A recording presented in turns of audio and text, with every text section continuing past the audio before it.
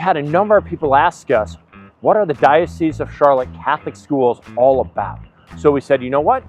We're going to start a series. We are going to start right here at the Pastoral Center, the heart of our diocese, to go on an adventure with you, where each episode we explore a different experience, story, place around Western North Carolina.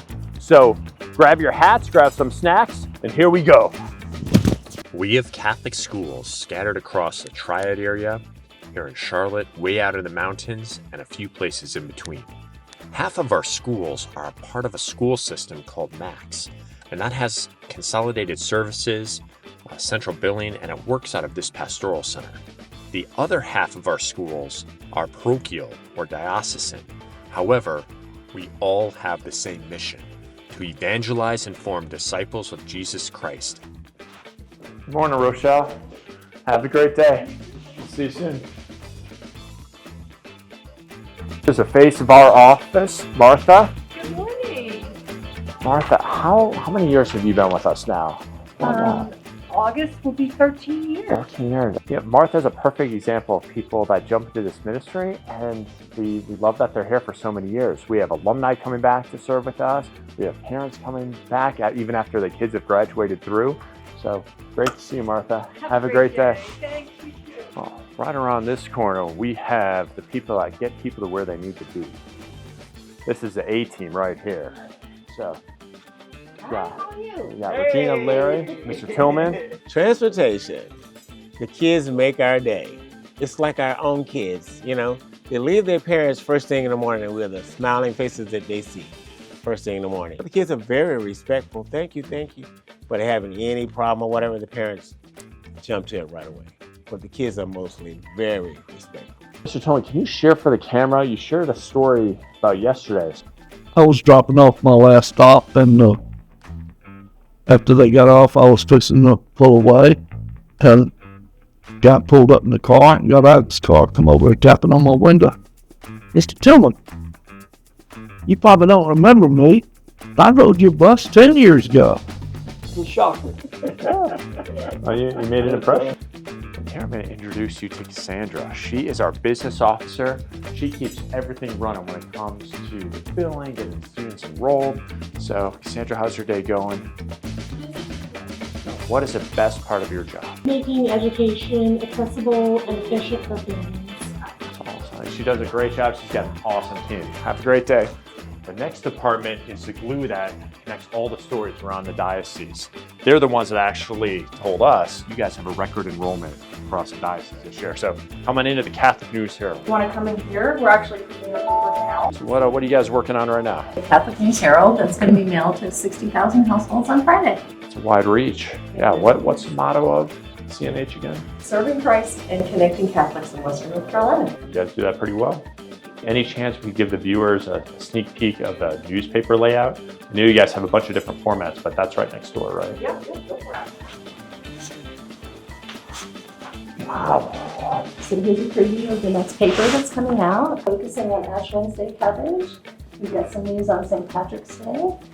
We've got some wonderful column by the Pope talking about Lent before he went into the hospital. Wonderful. Wonderful local coverage of St. Luke. We've got Sacred Heart's expansion. Always something going on. There are more stories than we have room for. So I know they're really good about picking out different highlights. That's And great. this is just one of our communications vehicles. We also have our diocesan website and our Catholic News Herald website that's updated daily, along with social media channels for multiple channels throughout the diocese. Sign up, get updates right to your inbox, and stay connected to all the good things happening. Thank you. We're so blessed to have Monsignor Winslow here. He's been here a number of years, been a long-standing pastor. So we're going to stop into the Vicar General's office. So, Monsignor. Hello. Hello. Good to see you. How are you? Yeah, very well. Very well. We're just touring around the Pastoral Center. A Vicar General and a Chancellor. What is that exactly? In brief, it really kind of breaks down to the terms of the title. Vicar, meaning acting in the person of, and general, meaning generally in all administrative matters. Okay. So I act in the person of the bishop relative to his administrative authority. The tricky part of my job is that I'm supposed to act in accordance with his mind. Ah, So being psychic would be really useful. really helpful. And unfortunately, that's not something. Not one of the gifts of the Holy Spirit. Yeah, it's not one of those. Anything you'd like to share with our viewers, our parents that are out there, our families? I think it's important to understand the church as a family. We're an extended family. We don't really know everyone in it, and lots of different personalities, lots of different perspectives, but we are about living the faith. And I think with respect to schools, that's one of the great opportunities that the Catholic Church has been able to afford with respect to the life of the church, and that is to be able to offer not just an education, but a Christian formation that is predicated upon the tenets of our faith. And as I see it, if I were a parent, I'd be thrilled at the opportunity to be able to integrate those two things, to be able to form my children. I also think that everything really works well when people come together with a presumption of goodwill. That's a starting point that is truly precious. It's sacred ground. Senior, thank you for letting us pop in. Thanks for stopping by. Yeah.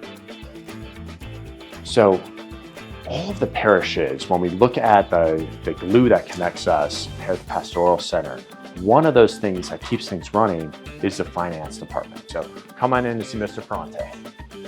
All right. See you, sir. Good to see you too. Yeah, how's your day going? Excellent. Things are going really well. Good. Well, we're going around, we're stopping into the different departments and just trying to get a little bit of an insight into what is it that you do? What is a CFO of a diocese? What does that look like? Absolutely. Well, our team up here, Dr. Monroe just showed you, we're entrusted with providing the necessary platforms and support to all of our 93 parishes and missions and 20 schools throughout the diocese. And what they do is they ensure that we're providing everything we need so that these parishes and schools can safeguard, transact, and grow the assets underneath their purview. And beyond that, we're ensuring the adherence to our policies and procedures, and that we're just making sure that there's oversight and transparencies to the families of our students and also to the parishioners throughout the diocese. And we have a whole accounting team here that supports MACs and Catholic Charities. We have an audit team. We have a group here that provides accounting support to parishes. So we have a fantastic team here. What is the best part of your position, your job, your ministry? Sure. The best part is being able to work directly with the people who have these challenges on a day-to-day basis and help them work through it. Because a lot of times when you're faced with these big decisions you have to make, it can feel like, wow, I can't see the light at the end of the tunnel. And we can help them kind of take these complex things and navigate their way through it. So in helping make Catholic education accessible, we're so grateful we have about 8,200 kids across our diocese. And those students, very few students pay full tuition. There's a gap between what it costs to educate and what we actually are able to charge our parents so that it stays accessible. So we're grateful to our parishes, to our pastors that help funnel that financial aid to our families. So 8,200 kids that are flourishing, and that's about 13,000 parents. So a lot of good folks all across the diocese looking for a good Catholic education. And we've been very blessed by the generous donors throughout the diocese. Our diocesan foundation has grown over time. Now we're over $100 million. And what that means is that on a frequent basis, they're able to provide funds to the schools and the parishes and missions throughout the diocese to ensure that the financial needs are met and they can continue to grow and provide the necessary services. Yeah. Most of our budgets are taken up by teacher salaries, and it's always that balance of if we charge more tuition, we'd be able to pay the teachers more, but we don't want to price ourselves out of the range of our good parents. So what we do is we look for alternative income streams and other ways to augment that so we can provide well for our teachers and administrators, and then of course make sure that those families that want to join our mission are able to do so financially. Thank you again, Mr. Ferrante. Always good seeing you. Yep. Good to see you. So we're going to jump into the room of one of the pillars of our Catholic school system here in Charlotte. She's been here 42 years. How are you, Ellen? I am doing great, thank you. We're getting a lot of kids in the after-school program. That's fantastic. You've got a great team, and you also manage the cafeteria and the summer camps. I do. I mean, 42 years, you have to love what you do to be I here. love what I do, and I think that I love coming to work and just making parents happy getting them into after-school programs, providing lunches, and providing summer camp for all the kids is wonderful. So grateful for both of you. Yeah, have a great rest of the day. This next office, you see these wonderful pictures of families on the doors, and we're going to figure out why that is. So let's come on into admissions here with Miss Sissy Kilby. How are you, Sissy? Good. Do you mind sharing with the audience what it is that you do here for the Charlotte Schools?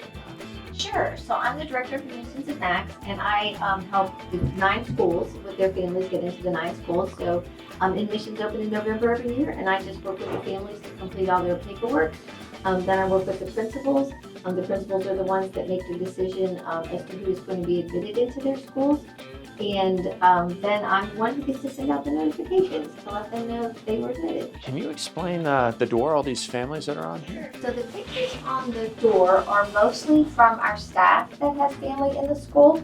And there is one family that was a super special family that came during COVID. They were able to get one of their children in because of our long wait list. And before school started, we were able to get all 4 in. And so they were just a very patient, wonderful, kind family. So I was happy to get them all in. So if you are in the MAX system, at some point you've talked to Sissy, somewhere in the process. So what is the best part of your job? So I love Jesus, and I am super excited to work with all the families to get their children to school where they can not only get a fantastic, solid education, but to learn about Jesus. Thank you for everything you're doing. All right. Great to see you. Have a great day. Hey, good to see you. Good to see you, Greg. Go. We just had a good meeting with your colleagues, and like our viewers to know too, we love bringing kids from pre-K all the way through high school, but oftentimes there's that drop-off before they get to college. So can you talk a little bit about what you do to help us? Sure. So one of the biggest things that we do is work with Dr. Monroe and the rest of the Catholic high schools to help that transition point, kind of a handoff between their experience with the Catholic high schools to transition into college campus ministry. The school's been a great partner in that, as we just try to make sure that nobody falls through the cracks and that we can kind of make that transition happen. College is such a critical time in people's faith life experience. It's a point where the reality is a lot of people do end up dropping away from the Catholic faith. But that also underscores the importance of the outreach to college campuses.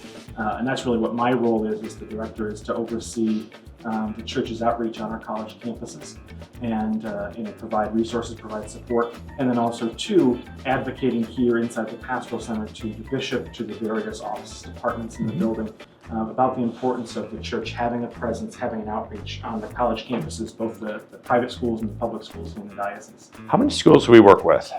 So we have 8 campus ministers that are serving on principally 10 campuses across the diocese. So all the big ones, so App. Yep, App State, UNC Charlotte, Davidson, Wake Forest, as well as some of the smaller UNC regionals, Western Carolina, UNC Greensboro as well, NCAA. That's great. So again, it's not just about when they're here. We want to make sure we take care of all those kids after they leave our halls in the school. So appreciate everything you're doing. Yeah. Thank you, Darren. Ooh, that was a lot. And that wasn't even the entire Pastoral Center. We still had technology, we've got properties, risk management. We've got a number of other departments that keep the diocese moving forward. You got a nice little snapshot as to the people behind the screens, the people that you've talked to on the phone but maybe haven't met in person. So we're about to hit the road. It's been a good day, but we need to capture some more stories. When we get ready for any adventure, if you're an educator in our diocese, you got to make sure you've got snacks. So grab a few snacks here. Spicy almonds, these are fantastic. So we've got this. You'll see some neat stuff as we go on our journeys. We've got very artistic kindergartners. With that being said, keep joining us on more adventures. We'll see you next time.